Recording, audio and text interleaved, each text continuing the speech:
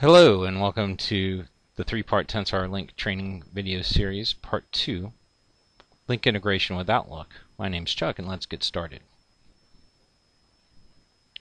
Just a reminder that as with any Microsoft Office product, you'll need to practice after taking the course to become proficient in Lync. As we saw in the last video, using the Lync client, we could start an ad hoc meeting by clicking on Meet Now. But we did see a few limitations to this method, namely that we couldn't present to iOS devices like iPads or iPhones, and we couldn't add in participants that weren't searchable in our organization or that weren't in our Lync contacts. We can achieve both these goals by creating an appointment and converting it to a Lync meeting in Outlook. When I open my Outlook client, I can click on New Items and then click New Lync Meeting and create a Lync meeting from there, but most people start from Calendar.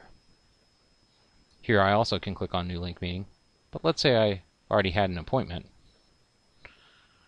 and the subject was GeoGrids.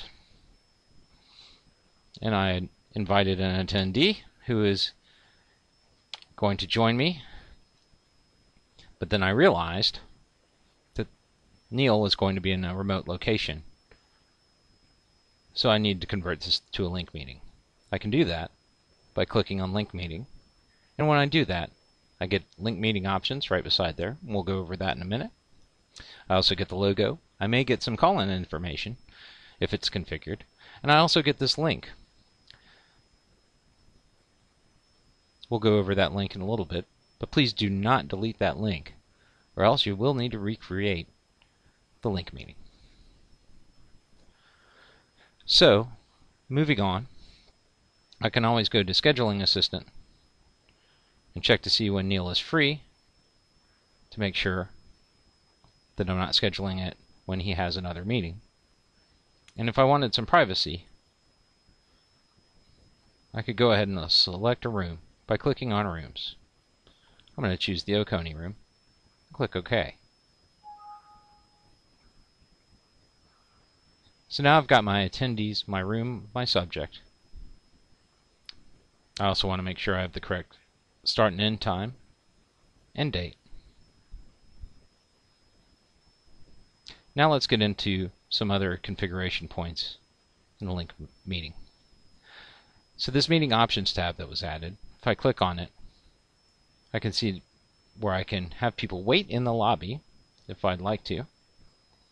And I might want to do that if I was setting up a meeting with a third party where I wanted to get with people within my organization first and then bring other people into the meeting. I can either have myself be the only one who doesn't have to wait in the lobby, or people invited from my company, anyone from our organizations, or anyone at all. I can also decide who's a presenter. By default, it's set to anyone in my organization, but I can choose only myself or people I choose.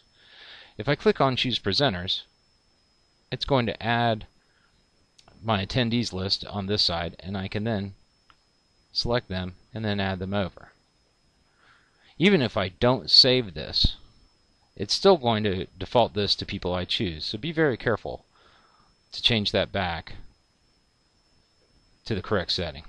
I can also disable instant messaging, mute all attendees, or block attendees' videos if I'd like to. If I have repeating meetings that use all these settings, I can click Remember Settings. And Lync will remember which settings I like. But I like my settings, so I'm just going to click OK.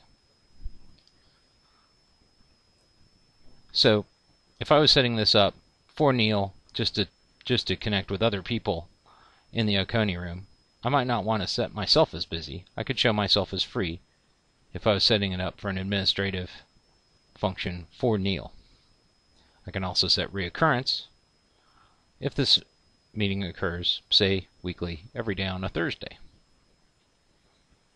I can choose my reminder, and if Neil was in the UK and asked me to set it up at 1 o'clock UK time, I could do that as well.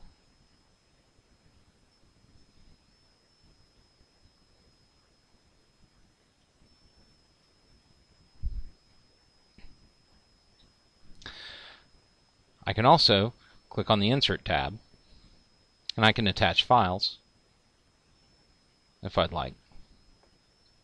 Also, I can add quick parts. So just as a note, if I had a call-in number, I could let Neil know and say the call-in number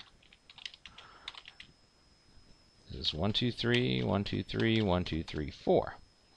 But if I type this over and over again, what I might want to do is highlight this, go up to Quick Parts, and hit Save Selection to the Quick Part Gallery. I can name it and then repeatedly go over it. You can have as many quick parts as you want, and they work in most Microsoft Office products. So I can add in my moderator information, and if I wanted to, I could add in as many of these as I like. But notice as I'm adding them in, it's pushing the Lync meeting link down out of the picture. So what I might want to do is click below and add my quick parts there, so that people can always get to the Lync meeting. Another thing to note is that if somebody has Office 2013 but not a Lync client, you may want to adjust the hyperlink so that they can use the Lync Web Access client. So how I do this is I right click and I hit Edit Hyperlink. And at the end of my address, I put $S1 = 1. If I hover over, I can see where it's made the change in the address of the hyperlink. Again, this is for people who may have Office 2013 but don't have a Lync client, and so therefore may have difficulty signing in under Lync, so this will allow them to use the web client. That concludes Part 2 of Tensar Lync training, Lync integration with Outlook. My name's Chuck, thanks for joining me, and have a great day.